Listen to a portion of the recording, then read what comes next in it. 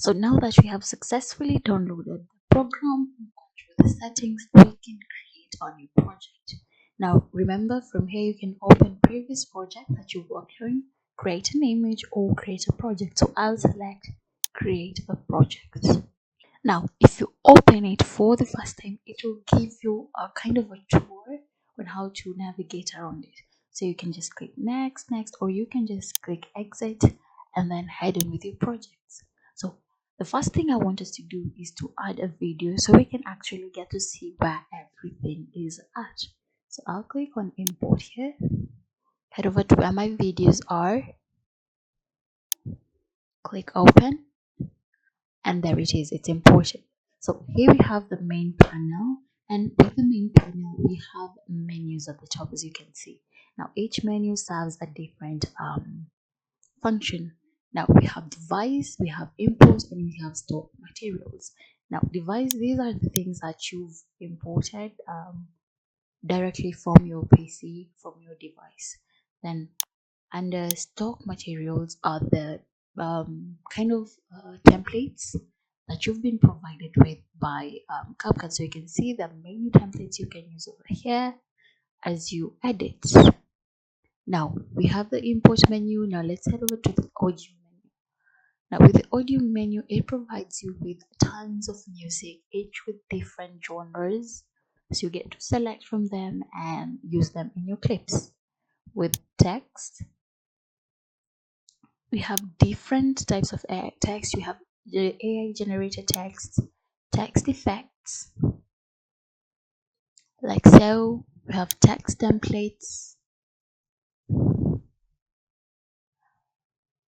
that you can use as you're editing your clips if you want to add any text to them. We have stickers. You can use this to enhance your clips, give it a little bit more character. We have effects.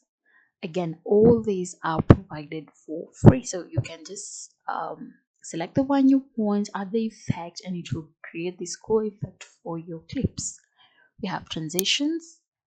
Now the transition menu provides lots of transitions that will help you transition from one video to the other using different kind of transitions, and you can actually hover on just one and see the transition effect that it will have. There you go.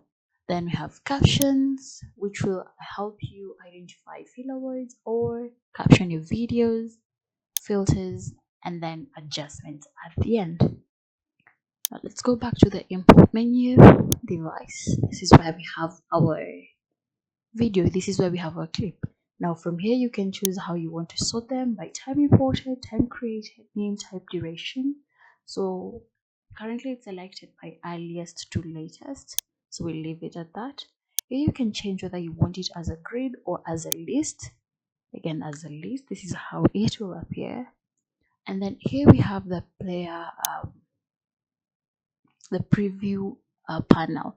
Now from here, as you can see, I've clicked on this, it will play a preview of that video.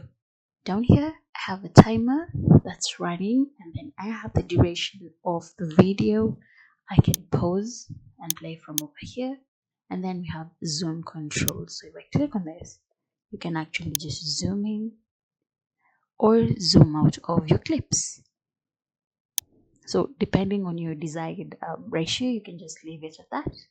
And then we have this little icon. When you click on it, it will give you a full screen view of your video.